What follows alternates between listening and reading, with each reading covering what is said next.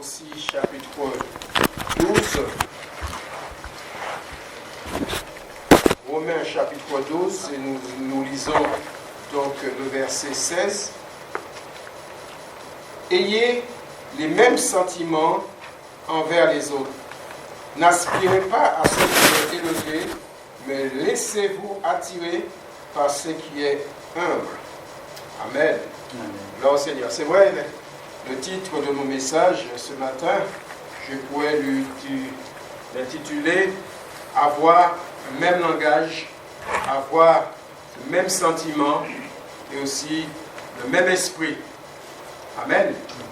Et que c'est vrai que, ayant un même sentiment, un même amour, une même âme, une même pensée, et comme nous dit dans Philippiens chapitre 2, verset 2, ne faites rien par esprit de parti ou par vaine gloire, mais que l'humilité vous fasse regarder les autres comme étant au-dessus de vous-même. Déjà sur ce premier point de la parole de Dieu, ce point de l'humilité.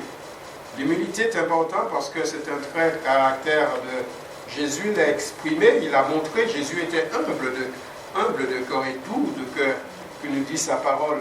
Il désire aussi que nous soyons tout ce qui est de l'intérieur, que le Seigneur, que nous reflétons l'humilité. Cette humilité qui, tout simplement, il est dans sa définition, qu'on fasse regarder, c'est-à-dire que l'humilité vous fasse regarder les autres comme étant au-dessus de vous-même. C'est-à-dire que quand je me présente, je suis au-dessous. Les autres soient toujours au-dessus. Je dois le considérer. Tout simplement, je me dois considérer petit. Et petit, c'est vrai, ce n'est pas un signe de faiblesse, frères et sœurs. Ce n'est pas parce que le Seigneur nous dit que vous soyez toujours en dessous. Ce n'est pas un signe de faiblesse, mais d'humilité. Vous savez que l'humilité, c'est de la gloire, comme dit la parole de Dieu. C'est un moyen, disposition de cœur qui permet à Dieu d'agir dans nos vies, qui permet à Dieu d'agir. Et c'est important parce que cela fait partie de l'école de Dieu, des points que le Seigneur met afin qu'il puisse agir dans nos cœurs. Et dans 1 Corinthiens chapitre 2, verset 13, il nous dit « Et nous en parlons, non avec des discours qu'enseigne la sagesse humaine, mais avec ceux qu'enseigne l'esprit, employant un langage spirituel pour les choses spirituelles. » Nous trouvons cela dans 1 Corinthiens chapitre 2 et verset 13. Là, il parle d'un langage spirituel. Langage spirituel. C'est important parce que langage spirituel, nous pouvons dire que c'est le Seigneur qui met cet état d'esprit en nous. C'est le Seigneur qui a transformé nos cœurs. Avant, c'est vrai, nous pouvons dire, nous parlons d'une façon grossière, nous parlons d'une façon, tout ce qui était dans nos cœurs, qui reflétait, qu'on jetait de l'extérieur. Et maintenant, comme le Seigneur, il a transformé nos cœurs, et maintenant Jésus vit dans nos cœurs, donc tout ce qui sort, il doit un bon langage, une bonne parole qui s'édifie, qui édifie les autres. C'est un langage qui apporte la paix, un langage qui apporte la conciliation, etc. Vous savez, frères et sœurs, et comme nous avons dans la parole cet exemple de Pierre, cet exemple de Pierre, il y en a bien d'autres, mais nous le savons bien, quand Jésus fut arrêté, et c'est vrai que tous les disciples se sont éparpillés, bien sûr, mais ils étaient tout autour, en loin, mais ils surveillaient, ils observaient ce qui se passait. Et voilà Pierre, et nous trouvons ça dans Matthieu 26, 73, peu de temps, il est marqué, peu après, ceux qui étaient là s'étaient approchés, dirent à Pierre, certainement tu es aussi de ces gens-là, car ton langage te fait reconnaître. Donc, ils l'ont reconnu, Pierre, non pas parce qu'ils l'ont reconnu, Pierre physiquement, mais c'est par le langage, la façon qu'il s'exprimait. Et ça, c'est important, frères et sœurs. C'est le langage. Que le langage, nous pouvons dire, c'est aussi une signature de Jésus. c'est quelque chose que nous portons Jésus dans nos vies. Automatiquement, tout ce qui va sortir de notre bouche, tout ce qui va sortir dans notre être, je dis intérieur, il doit refléter Christ. Cela doit refléter Christ. Et le langage du chrétien, la parole de Dieu nous le dit, que dans Jacques, surtout Jacques qui le reprend très sévèrement, ne parlez point mal les uns des autres. Ne parlez point mal les uns des autres. Celui qui parle mal les uns des autres, c'est-à-dire qui parle mal d'un frère ou qui juge son frère, il parle mal tout simplement de la loi et il juge la loi. Et nous savons que qui est-ce qui a la loi est sortie douce de Dieu, donc il juge tout simplement, il parle mal de Dieu. Or, si tu es juge la loi, tu n'es pas observateur de la loi, mais tu en es juge. Un seul est législateur et juge, c'est celui qui peut sauver ou qui peut perdre, qui est Dieu. Mais toi, qui es-tu qui juge le prochain, nous dit ce verset dans Jacques 4, verset 11. Qui es-tu? Qui es-tu? C'est vrai que la langue, et je vais en parler de la langue, et la vie, Jacques nous en parle de la langue. Vous savez, c'est un petit organe qui est dans la bouche. Oui, mais la langue. Vous savez, avec cette langue, que nous pouvons louer le Seigneur, et avec cette langue, que nous pouvons condamner nos frères, nos sœurs, nos semblables. C'est vrai, la parole de Dieu les dit, voici même les navires qui sont si grands et que poussent les vents impétueux sont dirigés par un très petit gouvernail. Je ne sais pas, j'ai toujours été, c'est vrai, poser des questions. C'est un gros bateau énorme et un petit gouvernail. Et pourtant, il arrive à les diriger. Et c'est vrai qu'il est comparé, notre langue est comparée à cela. De même, la langue est un petit membre. Elle se vante des grandes choses. Voici comme un petit feu peut embraser une grande forêt. Donc la langue est aussi un feu. La Bible dit, c'est le monde de l'iniquité. La langue est placée parmi nos membres, souillant tout le corps et enflammant le cours de la vie, étant elle-même enflammée par la chair. Donc toute espèce de bêtes, d'oiseaux, de reptiles, d'animaux marins sont domptés et ont été domptés par la nature humaine. Mais la langue, il est précisé, aucun homme ne peut la dompter. Aucun homme ne peut la dompter. C'est vrai qu'on nous réalisons que si que le Seigneur, quand nous venons vers Dieu, et si le Seigneur ne transforme pas, s'il ne change pas l'intérieur, de l'intérieur, vous savez, la langue, le petit organe, eh bien, tout est lié. Et tout est lié parce qu'il suffit que nos pensées, dirigées par le cerveau, ils communiquent, et la langue, il exploite. Lui, il donne son exploitation. Et c'est vrai qu'il peut dire les bonnes choses, comme il peut dire les mauvaises choses.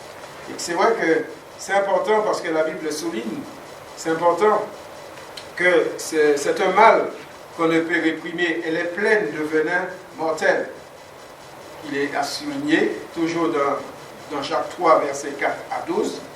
Par elle, nous bénissons le Seigneur notre Père, et par elle, nous maudissons les hommes faits à l'image de Dieu. Et c'est la même langue. Et c'est la même langue. De même, la bouche sort la bénédiction et la malédiction. Et il est ajouté, il ne faut pas, mes frères, qu'il en soit ainsi. Il ne faut pas. Vous savez que ce n'est pas évident de... C'est quand parfois nous pouvons rencontrer des personnes, des personnes en face de nous, peut-être qui sont grossiers, qui sont des paroles qui sortent, peut-être ça nous choque. Mais il ne faut pas oublier que nous étions comme eux. Nous étions comme eux. Et le Seigneur, c'est vrai, nous a enlevé tout cela, parce que tout l'intérieur a été changé.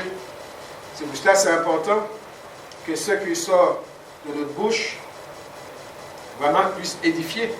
C'est plus question de souiller, mais il faut qu'il édifie les autres qui soient autour de nous. Le Seigneur ne nous a pas appelés à avoir un langage destructible, ni un langage diversifié, ni un langage pour diviser, pour faire du mal. Le Seigneur, mais d'avoir le langage du chrétien, c'est-à-dire être unis dans un même esprit et dans un même sentiment, une même pensée, tout simplement ressembler au Maître, ressembler à Jésus. Parce que les caractères, toutes ces caractéristiques, il était dans notre Seigneur Jésus-Christ. C'est vrai que Jésus, quand il a prié pour l'unité. Le Seigneur, il priait toujours pour l'unité. Que tous soient un. Amen. Que tous soient un, comme toi, Père, tu es en moi. Jésus qui priait le Père. Que tous soient un. Donc, Jésus, il faisait un avec son Père. Jésus, quand il était sur la terre, c'est selon la volonté du Père qu'il agissait. Il le disait toujours, il le confirmait devant les hommes. Je disais, je suis là, je fais la volonté de mon Père. Donc, il y avait cette unité. Et comme je suis en toi, comme il continue sa prière, afin qu'eux aussi soient un en nous, pour que le monde croie que tu m'as envoyé. Vous savez, l'unité. L'unité, c'est vrai, l'amour fraternel, ça commence, l'amour fraternel en fait partie, mais l'amour fraternel, ce n'est pas un tout. Il faut l'unité des frères et sœurs. L'unité.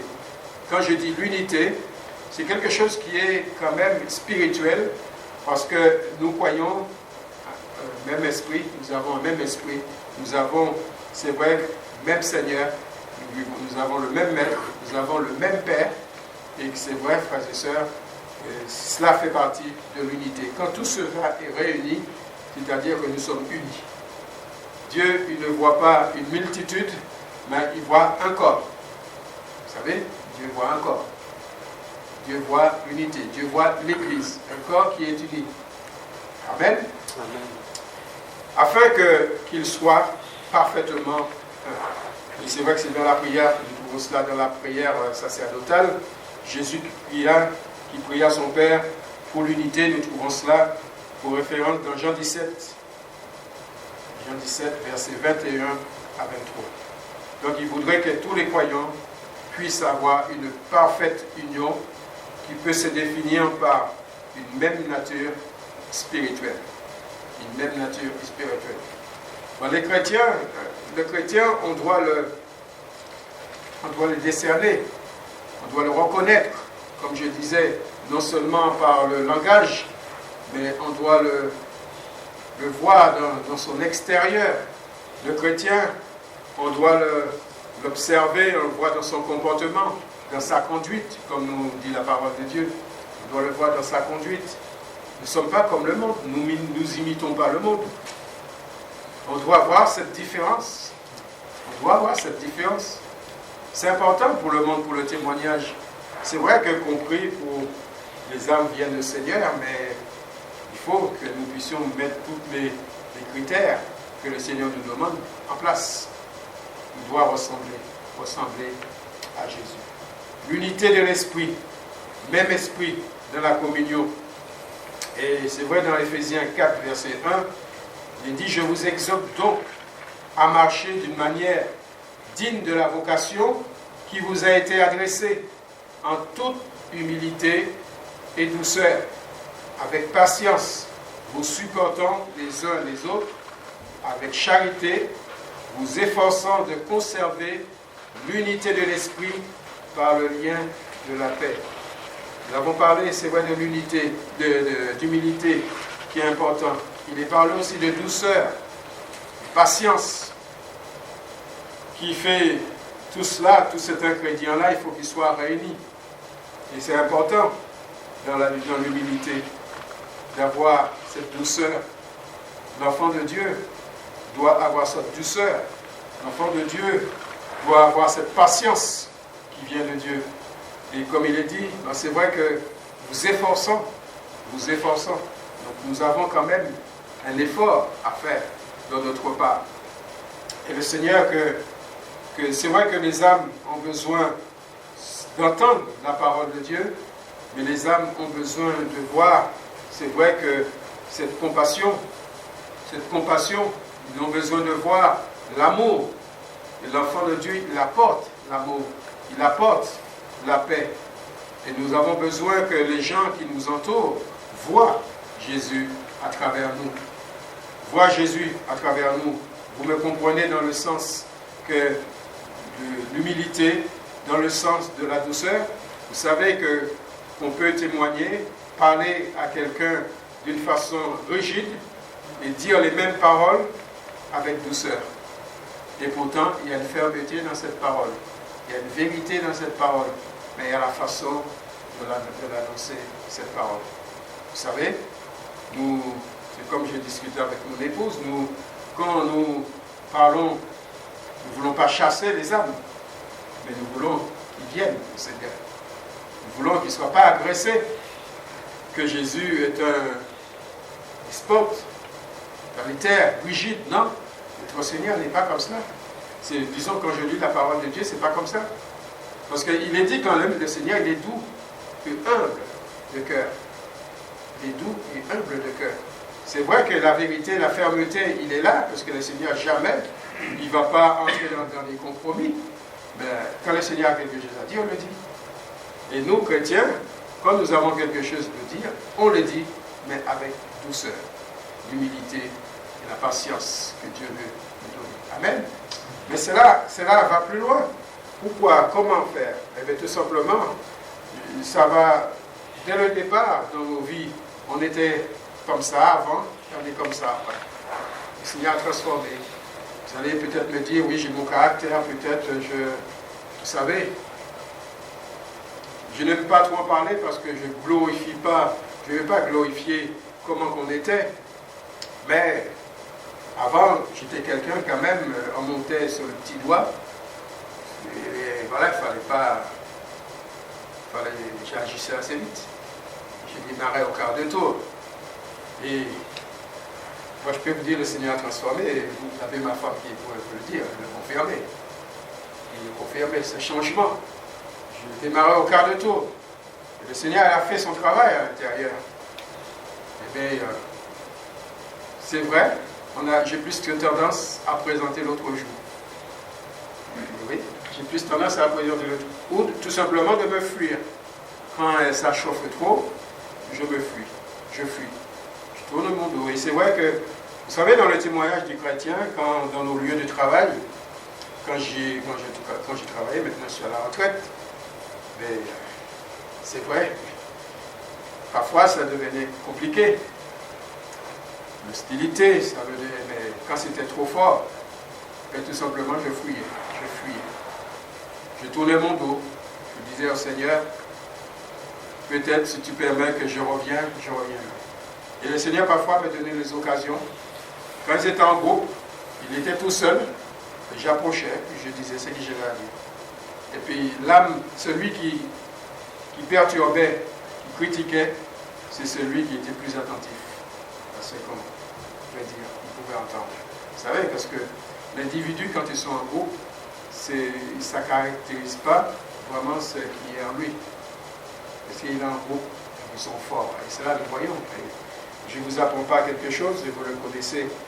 Donc c'est important, frères et sœurs, de véhiculer dans nos cœurs cette humilité, cette douceur, cette patience.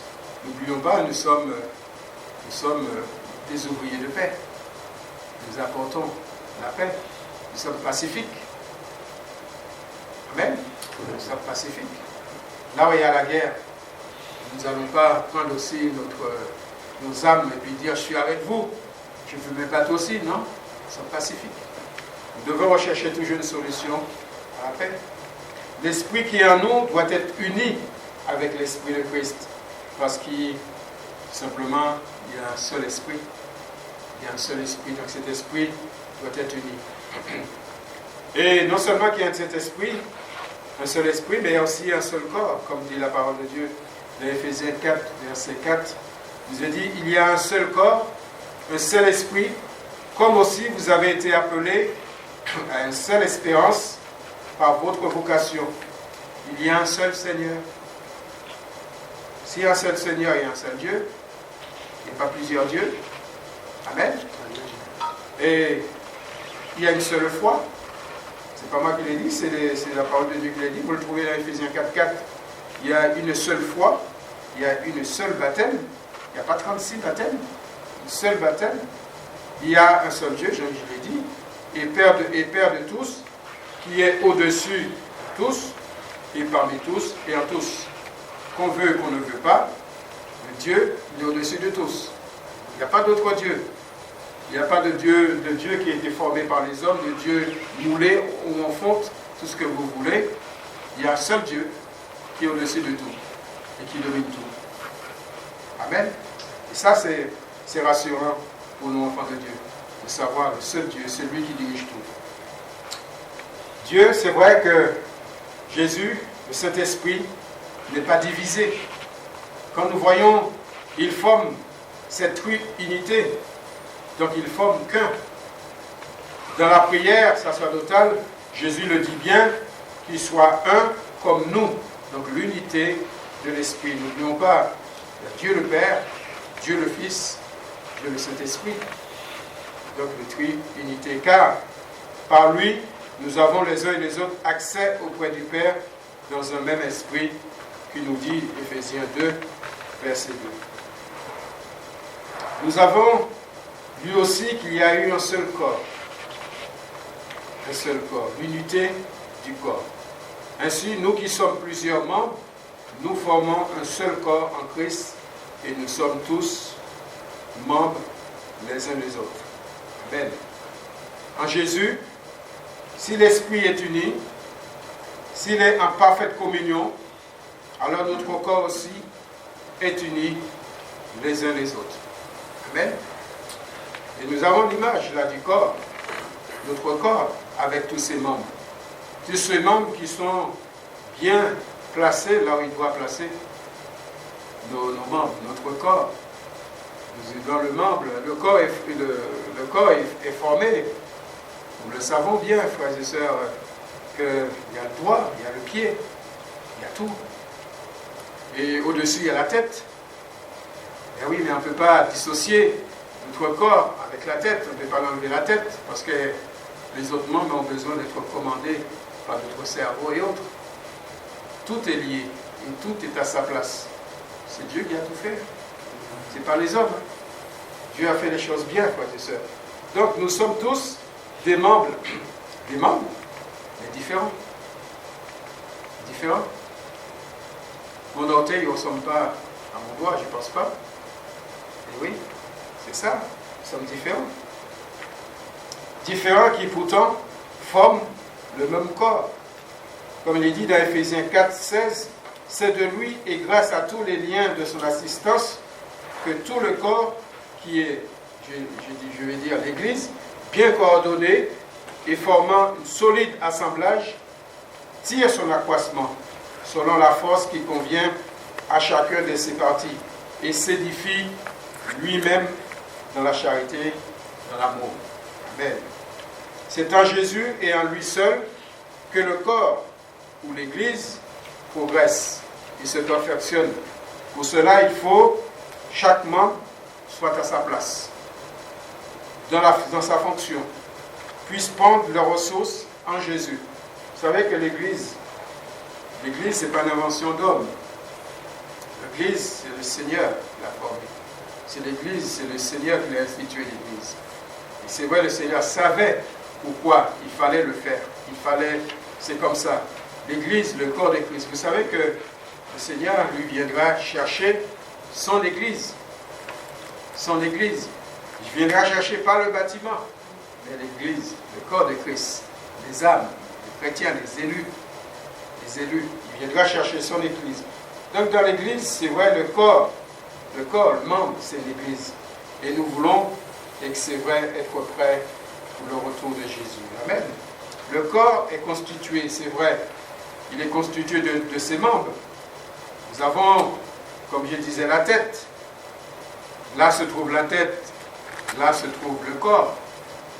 Si c'est bien constitué, on ne peut pas les dissocier. Vous savez, la tête de l'Église, c'est Jésus. Ce n'est pas un pasteur, ni un frère, ni quelqu'un d'autre.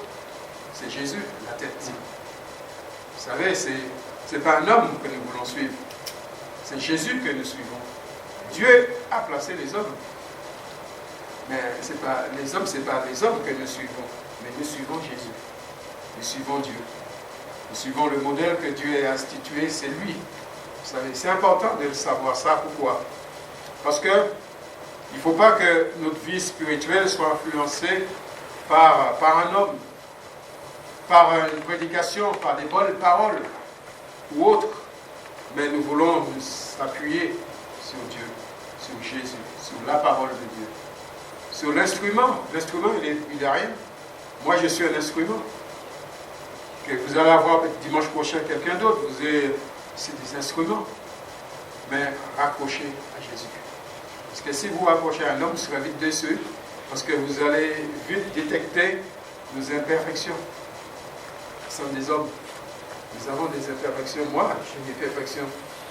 Mais c'est de Jésus qui a toute la place. C'est par le Saint-Esprit que nous apportons la parole et puis c'est lui qui convainc. Amen. Donc, c'est vrai que nous devons aussi avoir, frères et sœurs, qui dit le même esprit, mais il est parlé aussi du vêtement. Le vêtement. Si nous sommes un même corps, le même esprit qui nous unit en Christ, puissions-nous avoir aussi ce même langage spirituel, bien sûr, et aussi le même vêtement spirituel. Vous savez, il ne doit pas avoir 36 vêtements de couleurs de vêtements pour dire, tiens, voilà, ça, celui-là, c'est rang, premier rang, deuxième rang, troisième rang, quatrième rang. Il nous parlait de vêtements, du vêtement blanc, écarlate, plus blanc que la neige. Et c'est vrai, nous savons, c'est le seul vêtement. Et le vêtement dans l'Ancien Testament avait une grande signification dans la tête des Juifs. Il en tire un grand enseignement pour nous aujourd'hui, bien sûr. Quand on entend déchirer son vêtement, c'est signe d'humilité et de repentance. Déchirer son vêtement. Un vêtement sale. La Bible parle de vêtements sales. C'est un cœur souillé. Un vêtement sale, c'est un cœur souillé. Un vêtement propre, c'est un cœur souillé, sans transgression. Renouveler, changer, à grâce, un vêtement propre. Et le vêtement blanc, alors là, le vêtement blanc, c'est la pureté. C'est la pureté, je dis, c'est le parfait. Le parfait. Et le parfait, c'est Jésus, un vêtement blanc. Et nous voulons avoir le même vêtement que Jésus. Amen. Nous sommes en voie d'avoir le même vêtement. Vous savez que quand nous partions avec Jésus, que nous serons dans un ciel de gloire, il ne faut pas que le vêtement soit tacheté. Donc c'est pour cela que le sang de Jésus, il enlève toute tache. Il a enlevé toute tache qui pourrait se mettre sur ce vêtement. Et frères et sœurs, tant que nous entendons la parole de Dieu, et toute tache qui est sur nos vêtements peut être enlevée par le sang de Jésus. Amen. Donc, on ne peut pas dire que voilà, ton vêtement il est sale, il restera sale. Non, c'est faux. Le Seigneur, il pardonne aujourd'hui. Le Seigneur, il enlève, il nettoie. Il peut tout recommencer à Dieu. Amen. Avec Dieu. Parce que c'est vrai, le temps, la porte de la grâce est ouverte. Donc, nous pouvons venir vers le Seigneur. Ce n'est pas un prétexte de pécher volontairement, mais de dire que nous avons un avocat auprès du Père et que celui qui peut rectifier, enfin corriger, et qui nous permet de repartir de bon pied avec lui. Amen. Et c'est vrai pour parler de vêtements, comme il est dit dans Matthieu 28, chapitre 3, son aspect était comme l'éclair et son vêtement blanc comme la neige. Luc 9, 29, pendant qu'il priait, l'aspect de son visage changea et son vêtement devint d'une éclatante blancheur. Pendant qu'il priait, l'aspect de son visage changea. Le vêtement de Jésus est d'une blancheur écarlate. Le péché n'a pas de pouvoir sur lui. Le péché n'a pas de pouvoir sur lui. La Bible dit, le sang de Jésus, il efface tout péché. Le sang de Jésus efface tout péché pour pouvoir avoir une robe blanche, un cœur pur. Nous devons laver nos robes dans le sang de Jésus. Et Jésus, et le sang qui a coulé, nous l'avons accepté Jésus, nous avons accepté ce sang qui vient dans nos cœurs pour laver nos cœurs. Donc nos cœurs est propre. Nos cœurs est propre, frères et sœurs. Et que, voilà, maintenant, nous pouvons approcher du trône de la grâce. Maintenant, nous pouvons prier, il n'y a pas de sacrifice à faire. Nous n'avons pas d'animaux à tuer. Parce que Jésus, il a été le sacrifice. Et son sang a coulé une fois pour toutes. Et maintenant, quand Dieu nous regarde, il voit quoi? Il voit Jésus à travers nous. Parce qu'il ne voit pas de tâche, il voit Jésus. Et si Jésus est là, vous savez que, voilà. Et c'est vrai qu'on pourrait dire, si Jésus n'est pas là, mais Dieu voit le péché. Si Jésus n'est pas là, Dieu voit le péché. Donc, vous savez que la parole de Dieu est très importante là-dessus et qui nous éclaire. Et c'est vrai qu'il y a aussi aussi le vêtement de la vengeance que je ne veux pas détailler, le vêtement du salut, le manteau de la justice, le vêtement de justice de Dieu. Et c'est vrai que la justice de Dieu rassasie, et c'est une première chose. Toute chose que nous devons rechercher, la justice de Dieu, c'est une priorité que nous devons chercher. Il nous dit dans sa parole, cela, c'est une priorité. Rechercher, premièrement, le royaume de Dieu. Sa justice, c'est des priorités dans notre vie. Il est dit aussi, heureux ceux qui ont faim et soif de justice, car ils seront rassasiés. Heureux ceux qui sont persécutés à cause de la justice, car le royaume des cieux est à eux. Et oui, nous trouvons cela dans Matthieu 5, verset 6, et chapitre 5, aussi, verset 10. Que pense Dieu de notre justice? Vous savez, quand les hommes, parfois, nous entendons justice, des justices autour de nous, des gens qui sont justes. Et la parole de Dieu nous l'avait dit, nous chrétiens, et c'est là que c'est important, que c'est la Bible, c'est la référence pour nous. Il nous dit, gardez-vous de pratiquer votre justice devant les hommes, pour être vus.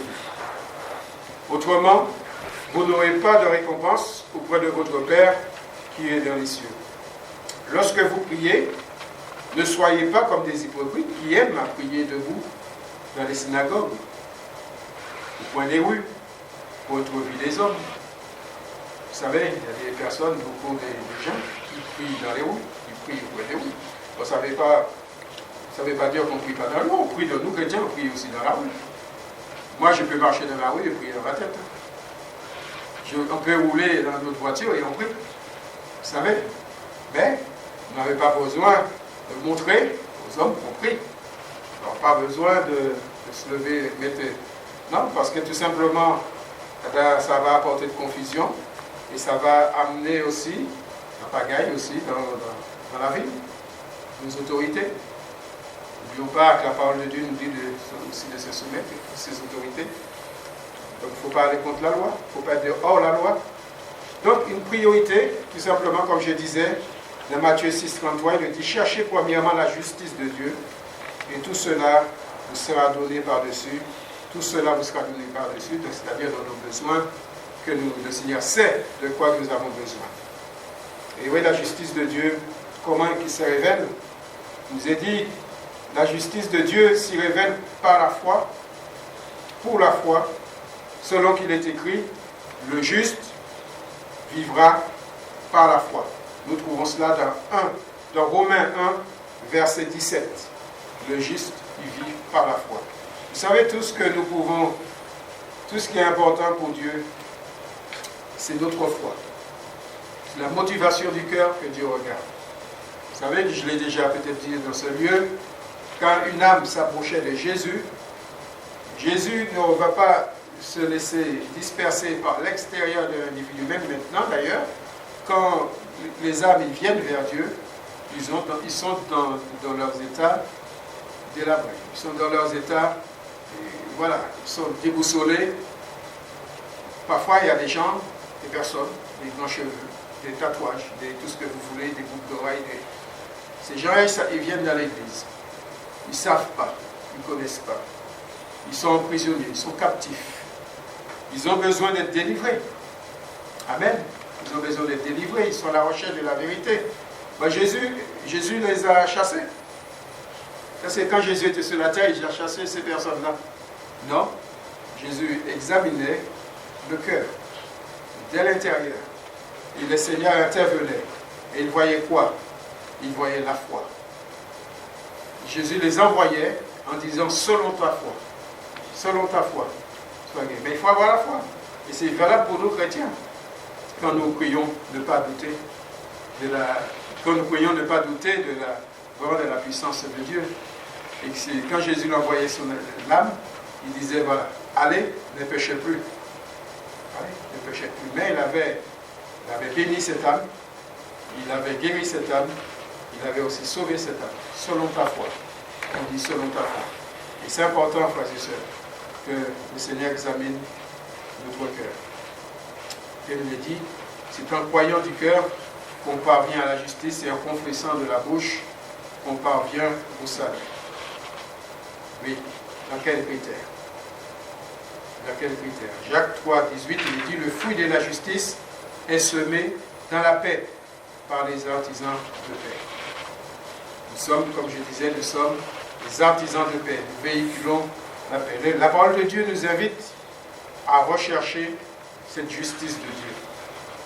Revêtu de ce vêtement de justice, ce revêt, c'est refléter son amour, avoir la paix, c'est imprégner de cette odeur de vie, avoir de la saveur, comme je l'ai dit dans ce lieu, de la saveur, du sel, être cette lumière, l'espoir pour nos entourages, dans nos familles qui ont besoin. Dieu a besoin de reconnaître ses enfants dans ce monde malade. Pensez-vous que ce monde, quand le voyez autour de vous, ce monde est malade? Ce monde en a besoin. Il a besoin de ce grand médecin. Ce monde a besoin, il y a des âmes qui se perdent. Il y a besoin de connaître l'Évangile, il y a besoin de connaître Jésus. Amen. Et c'est vrai que Dieu attend de nous ce témoignage qui le glorifie dans nos maisons. Et peut-être que ceux qui sont à l'école, les collèges, il n'y a pas des dieux parmi nous ce matin, mais c'est vrai que dans le contexte que nous nous trouvons, dans nos lieux de travail, Dieu a besoin, même en vacances, nous entrons dans cette période de congé, Dieu a besoin aussi de voir ses enfants dans ces périodes de vacances, que nous ne puissions pas, nous ne sommes pas comme ceux qui changent de chemise ou de casquette. Je suis en vacances, je suis plus chrétien. Non? Partout où nous sommes, nous portons Jésus. Jésus est toujours là. Nous portons Jésus dans nos cœurs. Dans quel contexte que nous nous trouvons, le Seigneur nous suit, il est là avec nous. Donc nous ne pouvons pas le laisser, sauf si nous ne voulons pas, nous le chassons. Mais si nous allons en vacances, le Seigneur sera avec nous. Et si nous sommes dans la voiture, Jésus sera avec nous. Ou si nous sommes dans quelques coins où nous prenons l'avion, le Seigneur sera avec nous, etc. Jésus vient à nous. Amen. Jésus vient à nous. Alors c'est vrai que nous avons besoin, frères et sœurs, ce langage. Ce langage chrétien, mais ce langage, comme je l'ai énuméré, qui englobe tout cela. Avoir le langage chrétien, derrière cela, il y a toute une vie, il y a toute une école de Dieu, il y a toute cette formation, il y a toutes des choses que nous devons savoir, que Dieu nous révèle, que Dieu nous permet de le connaître. Et c'est vrai que nous voulons aussi accepter cette parole. Et nous en parlons non de discours qu'enseigne la sagesse humaine, mais avec ceux qu'enseigne l'Esprit, en croyant un langage spirituel pour les choses spirituelles, selon 1 Corinthiens 2, chapitre 13. On pouvait reconnaître, c'est vrai, ceux qui fréquentaient Jésus, nous l'avons dit. Entre autres, il y a le langage de Pierre, il y a bien d'autres. C'est un moment peut-être pour lui embarrassant, parce qu'après, nous le savons qu'il a renié le maître. Mais avant de lui jeter, sans faire de jeu de mots, de lui jeter la pierre, eh bien, nous voulons aussi nous examiner, nous, dans cette situation. Pierre, il a renié le maître, il était triste. Après, rien que le regard de Jésus, cette transmission, il nous a dit qu'il a pleuré amèrement. Parce que s'il s'est entré en lui-même, le Seigneur avait dit avant même que le coq chante 3 fois, tu me reniras. Et c'est ce qui s'est passé. C'est ce qui s'est passé. Là encore, Jésus n'a pas aplati. Et c'est vrai que cet homme, après, il a évolué avec le Seigneur, il est devenu apôtre, l'apôtre Pierre. Et quel apôtre? Quand nous lisons ces épîtres, et cet homme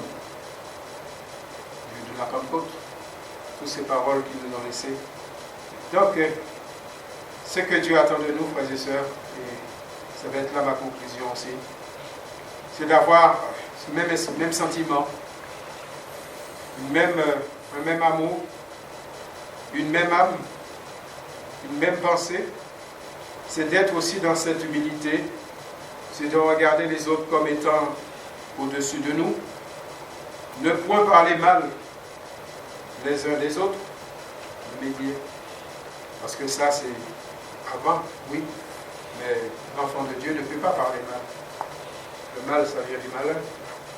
Que nos langues ne soient pas à double fonction, critiquer et louer ensuite. Que nous puissions laver aussi nos robes, donc revenir vers Dieu en se repentant, et rechercher la justice de Dieu, toujours faire du bien autour de nous, parce que ce verset que je vais le citer, et ça va être ma conclusion là, 3 Jean, chapitre 1, verset 11, il est dit, bien-aimé, n'imite pas le mal, mais le bien. Celui qui fait le bien est de Dieu. Et évidemment, le contraire aussi, celui qui fait le mal n'a point vu Dieu. Amen. Oui, Seigneur, merci pour ta parole. Oui, Seigneur, ta parole, tu